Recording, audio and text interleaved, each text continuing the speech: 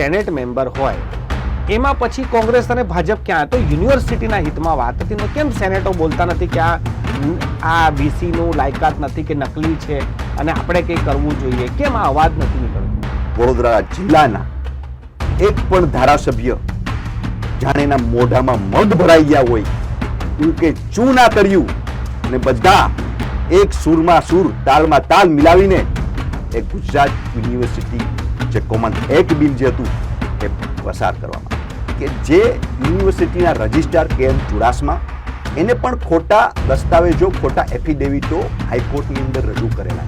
Professor વિજય શ્રીવાસ્તવને શરમ વધારે આવી જોઈએ કે પછી એના કાર્યકાળમાં જે લોકો સત્તા પર હતા, જે અવાજ ઉઠાવવો જોઈતો હતો અને ના ઉઠાયો, એમને વધારે શરમ આવી? મહારાજા સયાજીરાવ યુનિવર્સિટી કોઈ ભાજપની દેન નથી. આ મહારાજા સયાજીરાવ યુનિવર્સિટી મહારાજાની દેન છે. નમસ્કાર, આપ જોઈ રહ્યા છો UTC ન્યૂઝ. મહારાજા સયાજીરાવ યુનિવર્સિટીમાં નકલી VC પ્રોફેસર વિજય શ્રીવાસ્તવના રાજીનામા બાદ કોંગ્રેસ હવે આક્રમક થઈ છે. કોંગ્રેસના નેતા અને પૂર્વ સેનેટ મેમ્બર કપિલ જોશી આપણી સાથે છે અને આજે આપણે તેમની સાથે ચર્ચા કરીશું કે ગઈકાલે એક પત્રકાર પરિષદ પણ કરવામાં આવી હતી. શું કેવું છે આ મુદ્દે અને કોંગ્રેસ કેમ હવે આટલી બધી આક્રમક થઈ છે આ VCના મામલે? કપિલભાઈ, આપનું સ્વાગત છે. નકલી VC પ્રોફેસર વિજય શ્રીવાસ્તવના રાજીનામા બાદ હવે કોંગ્રેસ ગઈકાલે એક પ્રેસ કોન્ફરન્સ કરી છે, એટલે કોંગ્રેસનું કહેવું શું છે? હવે કોંગ્રેસ શું કહેવા માંગી રહી છે? સૌથી પહેલા તો વિશ્વવિખ્યાત એવી આપણી Maharaja Sayajirao university,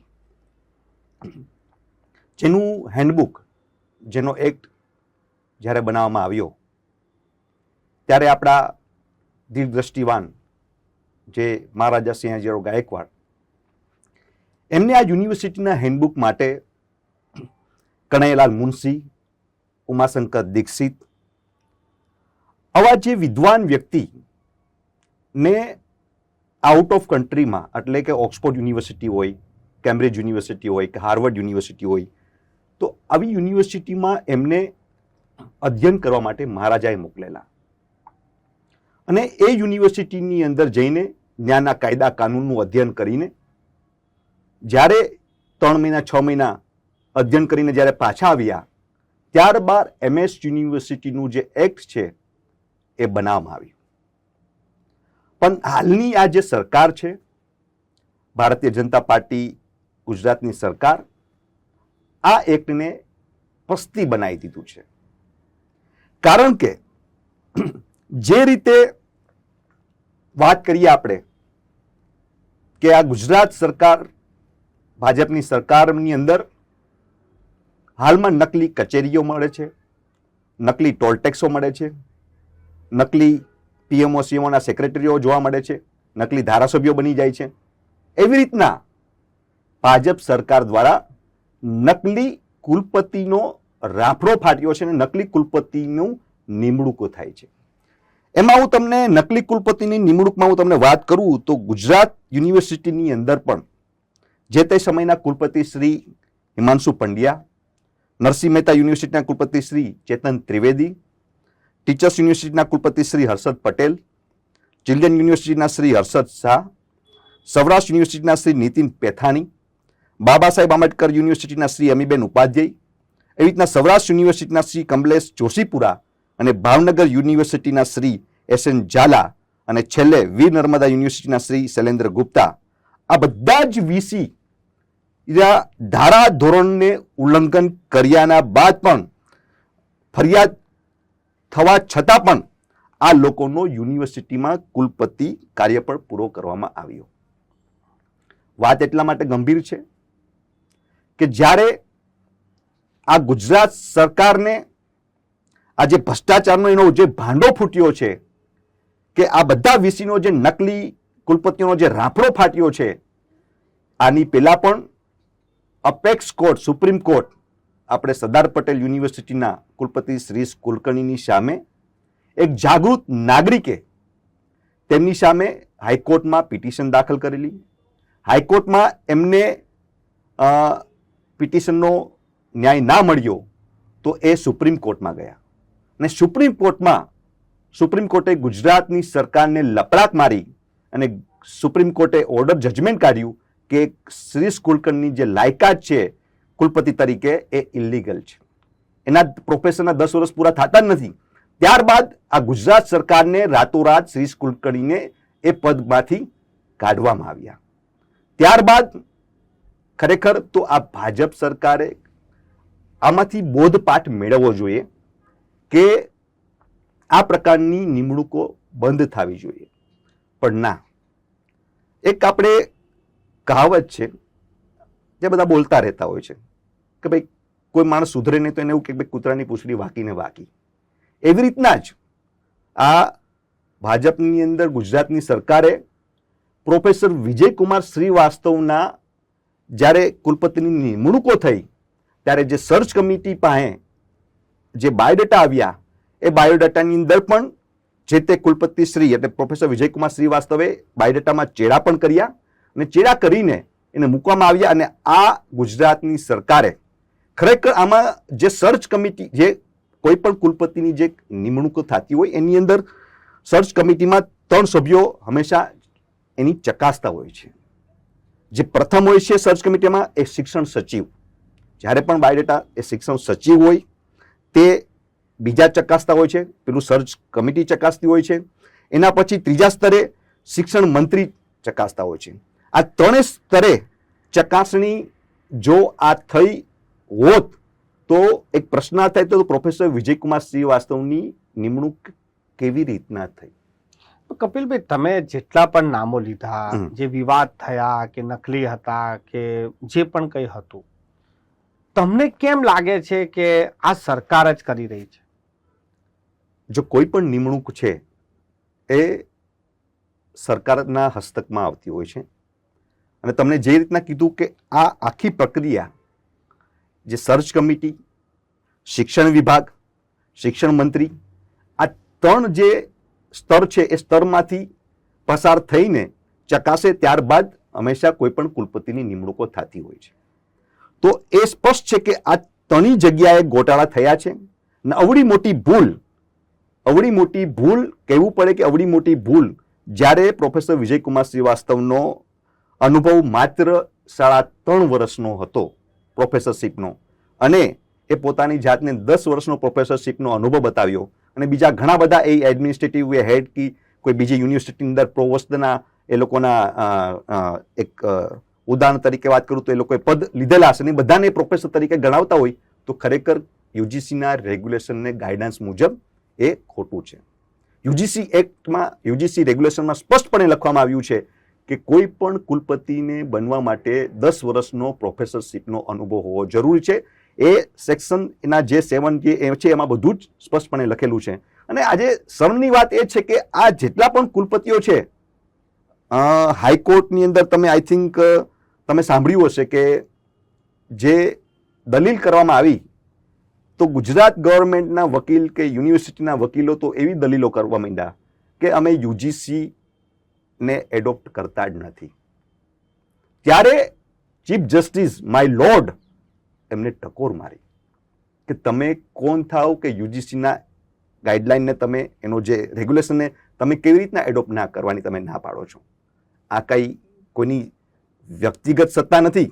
UGC act કોઈ પબ્લિક યુનિવર્સિટી હોય કે પ્રાઇવેટ યુનિવર્સિટી હોય એ બધાને આ કાયદાની જોગવાઈ લાગુ પડે છે. પણ કપિલભાઈ, માનો કે એકવાર માની લઈએ કે આ ગાંધીનગરથી થયેલી ચૂક કે ભૂલ હશે કે પછી કોઈ કાવતરું હશે કે ભાઈ આમને વીસી તરીકે મૂક્યા, પણ જ્યારે વીસી તરીકે મૂક્યા ત્યારથી જ ખબર પડી ગઈ હતી લગભગ કે આમનો અનુભવ એટલો નથી, વિરોધ પણ થયા, પત્ર વ્યવહાર પણ થયા, તો વડોદરાની જનતા શું કરતી હતી ને વડોદરાના પ્રતિનિધિઓ શું કરતા હતા? કેમ કે છેલ્લે નુકસાન સૌથી વધુ વડોદરાને થવાનું હતું.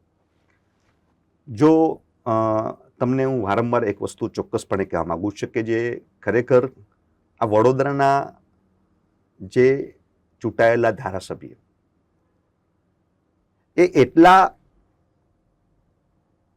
એમ આપણે કહી શકાય કે એ એટલા જે વડોદરા માટે અહિત કરી રહ્યા છે અને કર્યું પણ છે એનો તમને સીધે સાધો દાખલો આપું છું. કોમાન્ડ એક્ટ જ્યારે ગુજરાત વિધાનસભાની અંદર કોમન એક્ટ બિલ મૂકવામાં આવ્યું ત્યારે વડોદરા શહેરના, વડોદરા જિલ્લાના એક પણ ધારાસભ્ય જાણે એના મોઢામાં મધ ભરાઈ ગયા હોય, હું કે ચૂ ના કર્યું, ને બધા એક સુરમાં સુર, તાલમાં તાલ મિલાવીને એ ગુજરાત યુનિવર્સિટી જે કોમન એક્ટ બિલ જે હતું એ પસાર કરવામાં આવ્યું.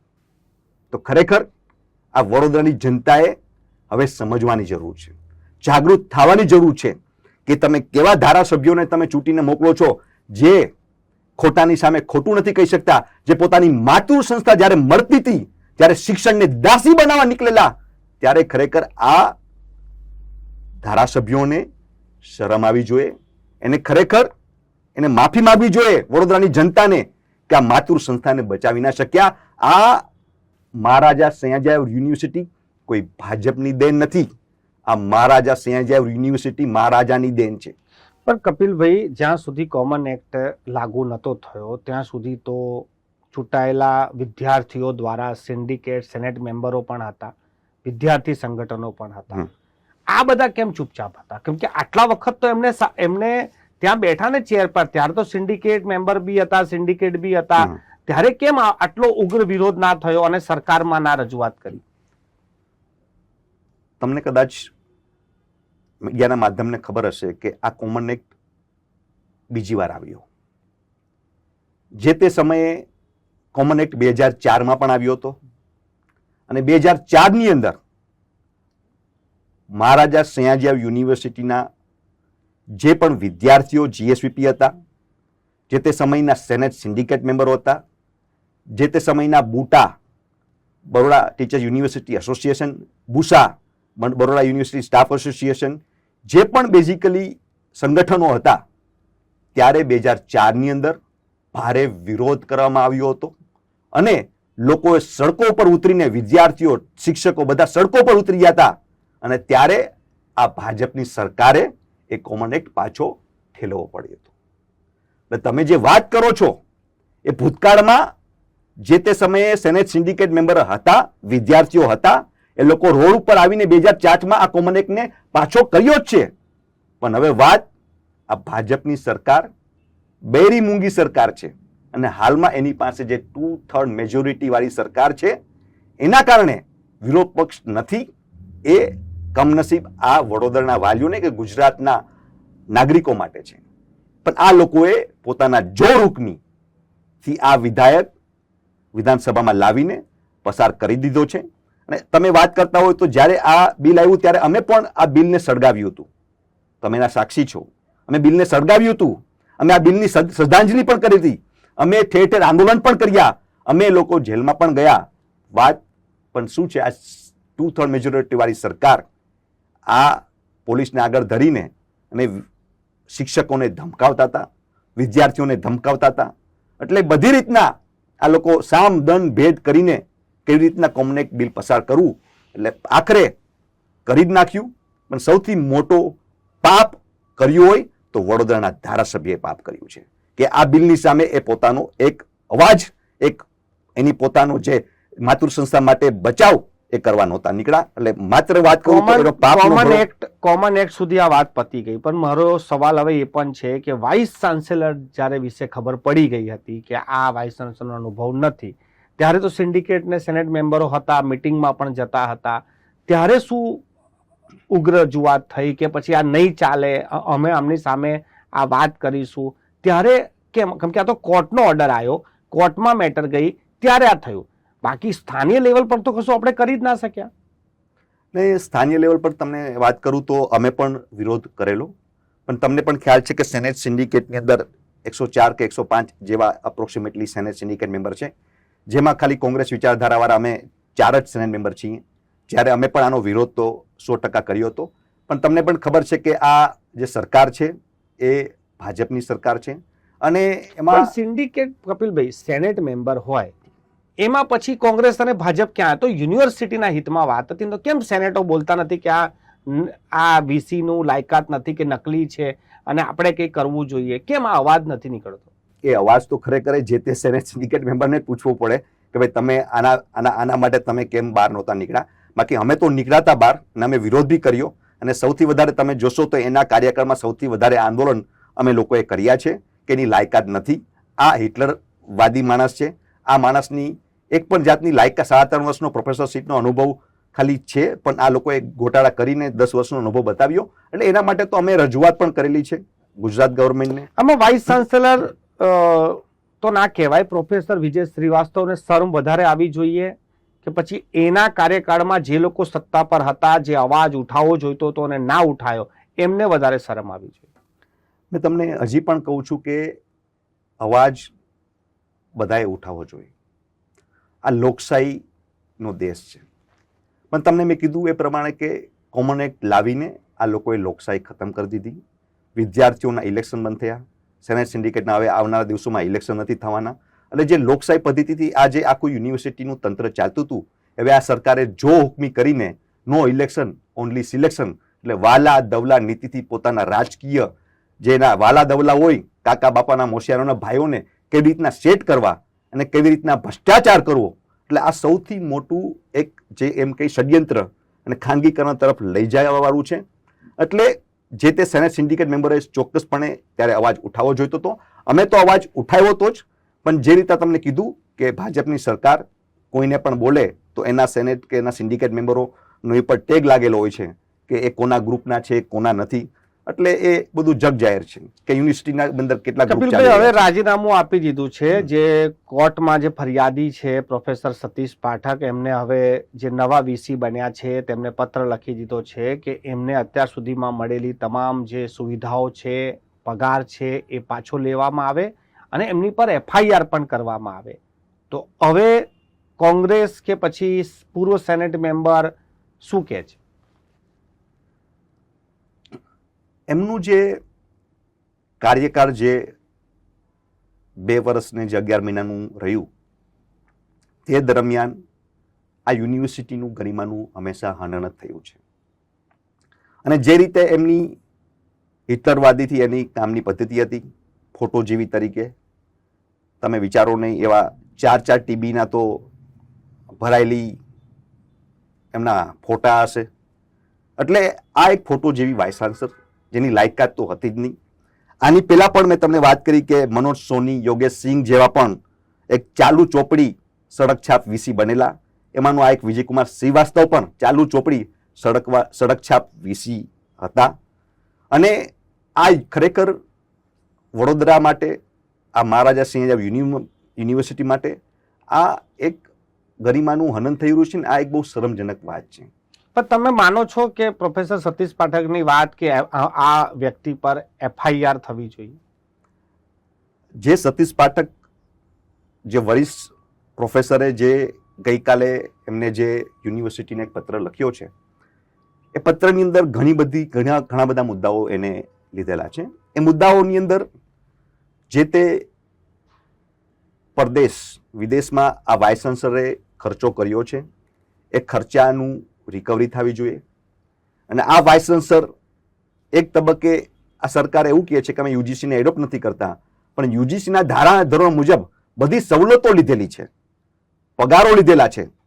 તો જે પ્રમાણે એને પગારો સવલતો લીધેલી છે એની રિકવરી થવી જોઈએ.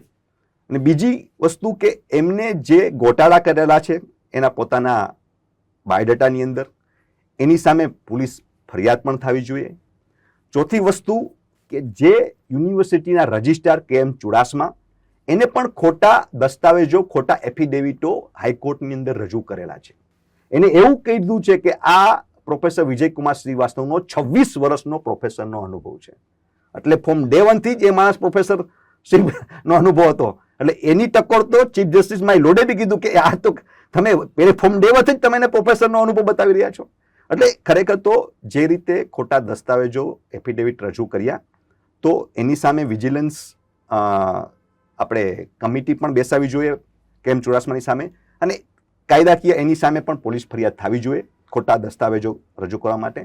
અને જે તે પ્રોફેસર વિજયકુમાર શ્રીવાસ્તવે પોતાના સ્વાર્થ અંગત માટે જે ગાડીઓનો ઉપયોગ કર્યો છે, જે રીતે જ્યારે પોતે મોટો પોલિટિકલ ચીફ મિનિસ્ટર કે મિનિસ્ટર હોય એવી રીતના પ્રોટોકોલની અંદર જે સિક્યુરિટીઓ આગળ પાછળ એની સિક્યુરિટીઓ લાગવામાં આવતી, જ્યારે કોઈ પણ ફંક્શન થતા તો એની પહેલા એક એસ્કોર્ટ ગાડી નીકળે, પહેલા બધું ચેકિંગ કરે પછી થાય. એટલે એ બધા પ્રકારના જે પેટ્રોલના ધુવાડા, જે પ્રકારના એ લોકોએ જે મહારાજા જેવી જે લાઈફસ્ટાઈલ, એ બધું જે ભોગવ્યું છે, અને જે વિદ્યાર્થીઓના પૈસા, જે આ પ્રજાના પૈસા, જે ટેક્સ ચૂકવતી પ્રજાના પૈસાનો જે વેડફાટ કર્યો છે, એ ખરેખર બધું જ આ યુનિવર્સિટીએ રિકવરી કરવી જોઈએ.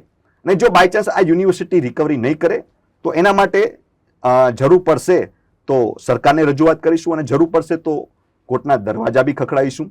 અને એની સાથે સાથે જે પ્રોફેસર વિજયકુમાર શ્રીવાસ્તવે જે 2 વર્ષના 11 મહિનાનો ગાળો કાઢ્યો છે, તો એ ગાળાનો પણ જે પીરિયડ છે એ વાઇસ ચાન્સલર તરીકે નહીં અને પ્રોફેસર તરીકે બી ના ગણાવવો જોઈએ. એ માત્ર ટીચર તરીકે જ ગણાવવો જોઈએ, કારણ કે એ દરમિયાન આ એની ઇલીગલ નિમણૂક થયેલી. એટલે એની જે બેઝિકલી આખું જે તમને વાત કરું કે આ બધા જ જે પોઈન્ટ છે, આઈ થિંક મારા વરિષ્ઠ પ્રોફેસર સતીશ પાઠકે આ યુનિવર્સિટીના હાલના જે વાઇસ ચાન્સલરને રજૂઆત કરી છે. એમને પીએમઓમાં સીએમઓમાં પણ એમને પત્ર લખ્યો છે. આઈ થિંક શિક્ષણ વિભાગને પણ પત્ર લખ્યો છે, એવી મને માહિતી મળેલી છે. અને આ બધી વસ્તુઓ જે તમને બોલી રહ્યો છું એ બધું જ આઈ થિંક વરિષ્ઠ આપણા પ્રોફેસરે એ લખીને મોકલેલી છે અને પોતે રજૂઆત કરી છે. અને એ રજૂઆતને યુનિવર્સિટી જો પોઝિટિવ લે, એક તો જે FRI રિકવરી, જે એની ઘરે ગાયને પણ ઘાસચારો ખવડાવવામાં આવેલો છે, એ બી આઈ થિંક વિદ્યાર્થીઓ યુનિવર્સિટીના પૈસાથી ગાયને ઘાસચારો કરવામાં આવ્યો છે. એટલે ઘણી બધી એવા ખર્ચા કે જે આમ રાજાશાહી જેવા ખર્ચાઓ કરેલા છે, એ બધાનું રિકવરી થવું જોઈએ, અને એની સામે કાયદાકીય પગલાં પણ ભરાવા જોઈએ, અને યુનિવર્સિટીએ ખરેખર પોલીસ ફરિયાદ પણ કરવી જોઈએ. ખૂબ ખૂબ આભાર. અમારી સાથે ચર્ચા કરવા માટે આ હતા પૂર્વ સેનેટ મેમ્બર કપિલ જોશી. તેઓ કોંગ્રેસના નેતા પણ છે અને હાલ તેઓ વાઇસ ચાન્સેલર જે નકલી હતા પ્રોફેસર વિજય શ્રીવાસ્તવ, તેને લઈને હવે ખુલીને વાત કરી રહ્યા છે. તેઓ રાજ્ય સરકાર પર પણ હુમલો કરી રહ્યા છે અને કોમન એક્ટ લાવવામાં પણ તેમને જવાબદેહી માની રહ્યા છે. પરંતુ સૌથી મોટો સવાલ છે કે વડોદરા જેવી સંસ્કારી અને શિક્ષણ નગરીમાં કોઈ નકલી વીસી 2 વર્ષ અને 11 મહિના સુધી રહી જાય, એ પણ વડોદરાના જે પ્રતિનિધિઓ છે, વડોદરાના નાગરિકો છે, તેમના માટે પણ આ ખૂબ જ શર્મની વાત છે કે તમે પણ ખુલીને બહાર ના આવ્યા અને વિરોધ ના કર્યો. હવે તો પ્રોફેસર વિજય શ્રીવાસ્તવે રાજીનામું આપી દીધું છે, નવા વીસી આવી ગયા છે, ઇન્ચાર્જ છે, પરંતુ હવે નવા વીસી કોણ બનશે તેના માટે અત્યારથી જ તેમની તૈયારી હોવી જોઈએ. કપિલભાઈ, છેલ્લો સવાલ, આ બધું તો થઈ ગયું, પરંતુ હવે નવા વીસી જે બનવા જોઈએ એ કેવા હોવા જોઈએ? તમે બહુ સરસ વાત કરી. આ બહુ સરસ પ્રશ્ન છે કે ખરેખર હંમેશા જે વીસી જે છે, તમને વાત કરું તો આપણા મહારાજા સિંહાજી યુનિવર્સિટીના જે પ્રથમ વીસી હંસાબેન મહેતા, પછી વાત કરીએ તો નસરવાન વકીલ સાહેબ, પછી ચતુરભાઈ CS પટેલ સાહેબ, પછી પદ્માબેન રામચંદ્રન અને લોર્ડ ભીખુ પારેખ જેઓ ખરેખર આ યુનિવર્સિટીની પ્રતિષ્ઠાઓ એમને વધારી હતી.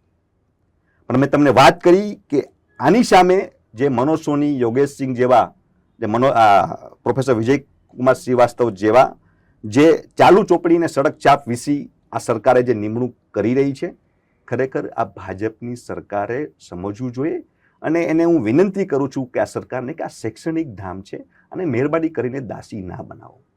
એક શૈક્ષણિક ક્ષેત્ર છે અને એક હેલ્થ સેક્ટર છે. આ 2 સેક્ટરને મૂકીને તમારે જ્યાં પણ રાજકીય અખાડો તમારે કરવો હોય તમે કરો. અમને આનો સખ્ત વિરોધ છે કે તમે આ શૈક્ષણિક ધામને, જે શૈક્ષણિક સંસ્થા છે, એને તમે રાજકીય અખાડામાં તમે ના ફેરવો. કારણ કે દિવસે ને દિવસે આ શિક્ષણમાં રાજકારણીઓથી આ એક અધોગતિની એક નિશાની બની રહી છે. ના યુનિવર્સિટીનું જે રેન્કિંગ એક જમાનામાં 1 થી 10 માં આવતું, આજે 150 પણ નથી. એટલે ખરેખર સારા જે વિષયની નિમણૂક થવી જોઈએ, જે શિક્ષાવાન હોય, જે વિદ્યાવાન હોય, જે ઇકોનોમિસ્ટ હોય, જેને ખરેખર શિક્ષણ પ્રેમી હોય, એવા શિક્ષકોની, એવા પ્રોફેસરોની વાઇસ ચાન્સલર તરીકે નિમણૂક થવી જોઈએ, એવી અમારી સરકાર પાસે માંગ છે. ખૂબ ખૂબ આભાર. આપ જોઈ રહ્યા છો કે જે રીતેની આ માંગો થઈ રહી છે, હવે આશા રાખીએ છીએ કે સરકાર પણ આ ઘટનાથી બોધપાઠ લેશે અને વડોદરા મહારાજા સયાજીરાવ યુનિવર્સિટીને કોઈ સારા અને યોગ્ય લાયકાતવાળા વીસી આપશે.